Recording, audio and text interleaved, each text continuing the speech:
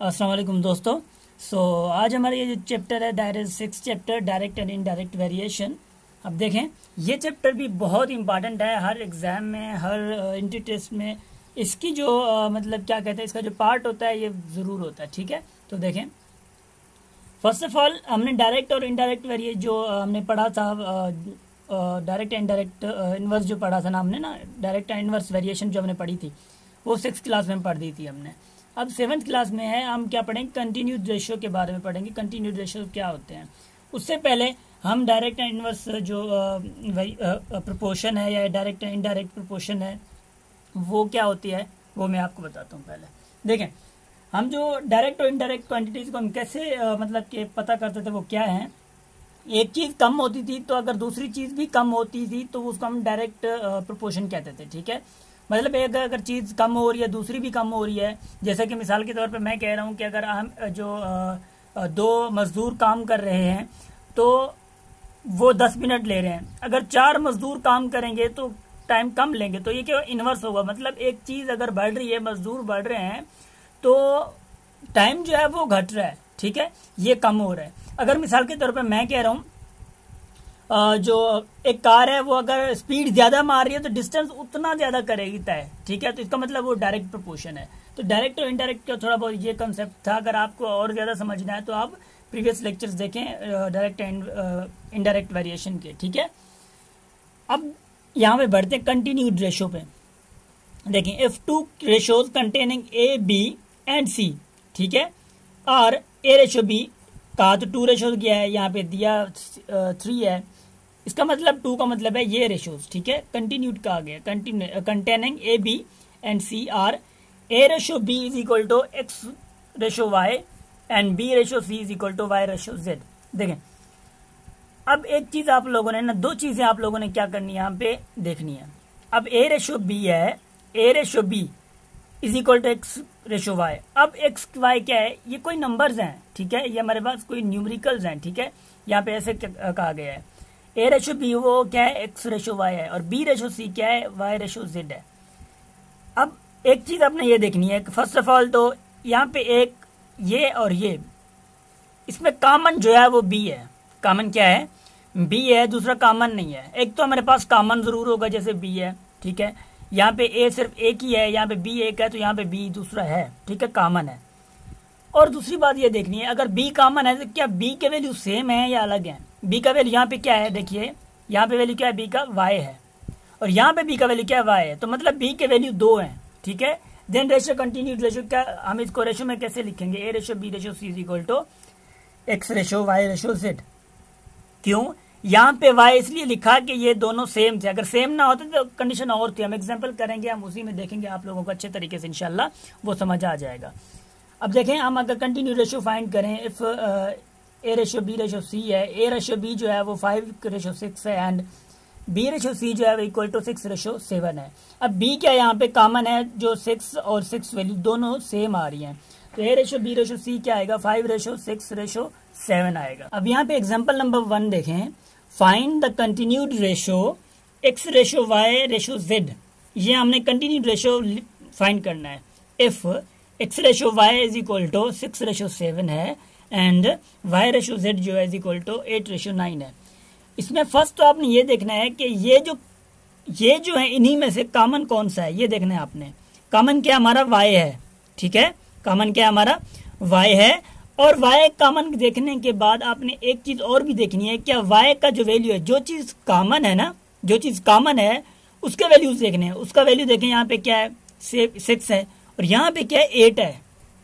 अब वैल्यू इसके चेंज आ गए, अगर वैल्यू सेम आते ना, यहाँ पे 6 है, यहाँ पे अगर 6 होता तो जस्ट हम इसको क्या लिखते, बस 6 रेशियो 7, मतलब कि x क्या लिखते, मतलब सॉरी, यहाँ पे 7 है y का 7 है, यहाँ पे क्या है 8 है। ठीक है, y का 7 है, वहां पे क्या है, y का 8 है।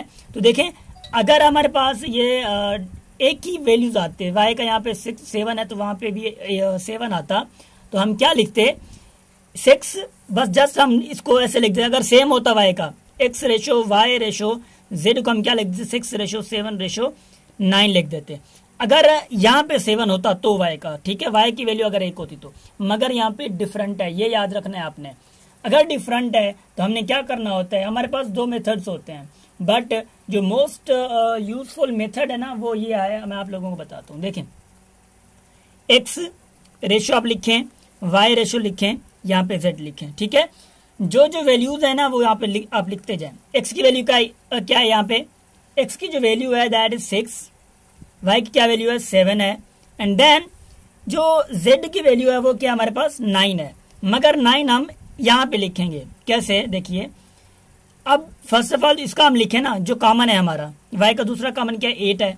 अब 8 के बाद यहाँ पे ये आएगा, ऐसे आएगा, ऐसे, क्योंकि ये कॉमन है, दो उसके वैल्यूज हैं वाई के, तो ये ऐसे आएगा, ऐसे लिखना है हमने। मगर बात क्या है, ये इससे मल्टीप्लाई होगा, ऐसे हम आएंगे, ये इससे मल्टीप्लाई होगा, ये इससे आपस में मल्टीप्लाई होंगे, ठीक है, ये आपस में मल्टीप्लाई होंगे, ये आप लोगों ने ध्यान से देखना है। अब x का जो रेशो निकलेगा 6 8 48, 8 7 56, 9 7 63। अब ये हमारा कंटिन्यूड रेशो निकल गया। अब देखें, जो रेशो कॉमन में है वो आपने ऐसे रखने हैं। फर्स्ट x की जो वैल्यू, फर्स्ट जो x की वैल्यू है 6 है, 6 रखी आपने, फिर 7 रखी, फिर y है तो y की वैल्यू आप नीचे रखते आएंगे, ठीक है। तो फिर z की जो वैल्यू है वो आप नीचे इधर रख, मतलब यहां से ऐसे कंटिन्यू कर देंगे, ठीक है। तो ये हमारा एक्स वाई रेशो जो कंटिन्यू रेशो बनेगा that will be ratio z is equal to 48 ratio 56 ratio 63। ये हमारा क्या बनेगा, कंटिन्यूड रेशो बन जाएगा। ये देखें डिफरेंट है इसलिए हमारे पास ये अलग अलग आया, ठीक है। अब एग्जांपल नंबर 2 देखें। अब यहाँ पे देखिएगा ये थोड़ा उससे फिर डिफरेंट है, a ratio b ratio c ratio d। अब देखें ये 4 रेशोज है, पहले हमने तीन का किया था, अब हमने 4 किया। एफ ए रेशो बी, अब देखिए एफ ए रेशो बी जो है that is 2 ratio 3, B ratio C जो है that is equal to 4 ratio 5, and C ratio D जो है वो that is equal to 2 ratio 7। अब देखिए यहाँ पे दो कॉमन आएंगे। अगर 4 कंटिन्यू रेशोज हमें फाइंड करने हैं तो हमारे पास दो जो ऐसे मतलब आएंगे लेटर्स जो कि कॉमन में होंगे। देखें, एक तो यहाँ पे कॉमन क्या है, बी है, बी यहाँ पे कॉमन है, और एक सी है और यहाँ पे सी एक कॉमन है।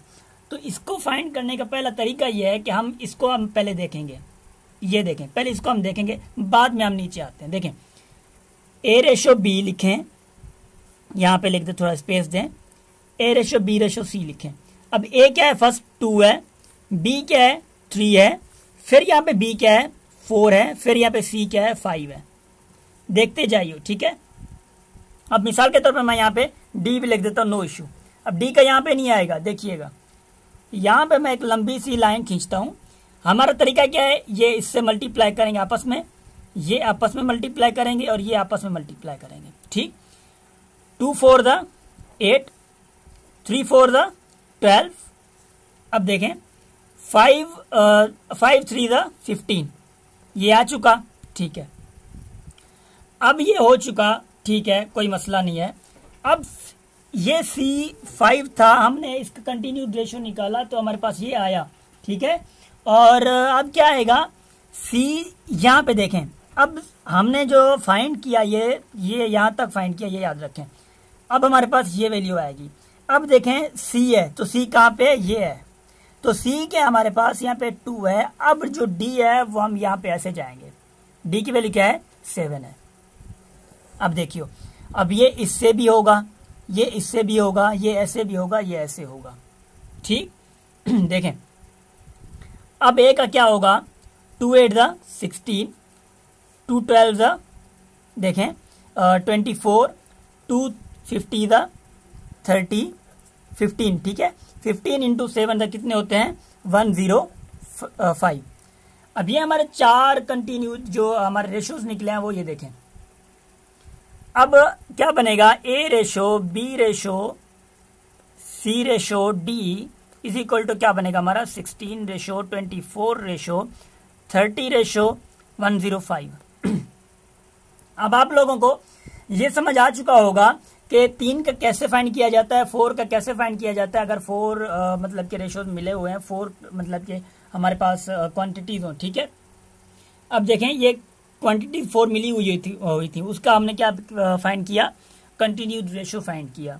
तो देखें ये हमारा ऐसा होता है। और आगे हमारा जो है वो एक लास्ट प्रॉब्लम है वो हम करते हैं और इस लेक्चर को यहाँ पे एंड करते हैं। फिर आगे इंशाल्लाह हम ये चैप्टर अच्छे तरीके से समझने की कोशिश करेंगे और आप लोग भी असाइनमेंट सही तरीके से किया करें ताकि आप लोगों को समझ आ जाए। अब ये एक वर्ड प्रॉब्लम है। If the ratio of pocket monies of Mariam and Bisma is 7:9 and that of Mariam and Hifza is 10:13, find the continued ratio of their pocket monies. अब ये रेशियो जो इस टाइप के जो क्वेश्चंस हैं हमारे पास वर्ड प्रॉब्लम्स जो है वो कई एग्जाम्स में आते रहते हैं। देखिए फर्स्ट ऑफ ऑल तो नाम लिखना है मरियम एंड बिस्मा। देखें मैं यहाँ पे लिख देता हूँ मरियम, ठीक है, यहाँ पे रेशियो लिख दूं, यहाँ पे लिख देता हूँ मैं बिस्मा, ठीक। अब यहाँ पे रेशियो, फिर क्या हमारे पास हिफ्जा है, ठीक है। देखें ओके, अब मरियम एंड बिस्मा का क्या है 7:9 है। फिर हमारे पास क्या है मरियम एंड बिस्मा। अब मरियम एंड हिफ्जा है, अब मरियम हिफ्जा है। अब मरियम हिफ्जा, मरियम क्या है 10 है। अब मरियम ये खड़ी है, अब 10 है। रेशो यहाँ पे हमारे पास कुछ भी नहीं है, ये याद रखना है। रेशो फिर हिफ्जा कितना है हमारे पास 13 है, ये नीचे रखना है भाई। अब पहले तो हमने क्या किया था, कॉमन यहाँ पे आ रहे थे भाई, ऐसे कर रहे थे, है ना, ठीक है।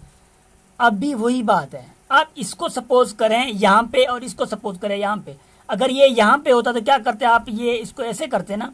मिसाल के तौर पे मैं यहाँ पे लिख देता हूँ बिस्मा, बी यहाँ पे लिखूं, एम मरियम मैं यहाँ पे लिखूं, ये हिफ्जा यहाँ पे लिखूं। अब बिस्मा क्या है 9 है, मरियम क्या है 7 है, ये 10 है, और ये देखें और हिफ्जा क्या हमारे पास 13 है। तो अब क्या करते, इसको ऐसे करते, इसको ऐसे मल्टीप्लाई करते, आप इसको ऐसे करते ना। तो वही बात है, आप इसको ऐसे मल्टीप्लाई कर दें, इसको आप ऐसे मल्टीप्लाई कर दें, ठीक है, और 13 को 7 के साथ मल्टीप्लाई कर दें, जैसे ये हमारा किया है, ठीक है। आप ऐसे भी मतलब एक्सचेंज कर सकते हैं, मरियम को आप बीच में ला सकते हैं। मरियम यहाँ पे पहला था तो इसलिए हमने मरियम को पहले नंबर पे रखा, ठीक है। और ये पैटर्न, करेक्ट पैटर्न ये है, आप ऐसे रख सकते हैं। अगर ऐसे रखने के बाद भी आप जब फाइंड करेंगे तो आपने मरियम को पहला रखना है, ये याद रखना है। देखें इसको अगर मैं सॉल्व करूं, अब 7 10 70, अब 10 9 90, अब रेशो 13 7 कितना होता है, 13 7 होता है 91।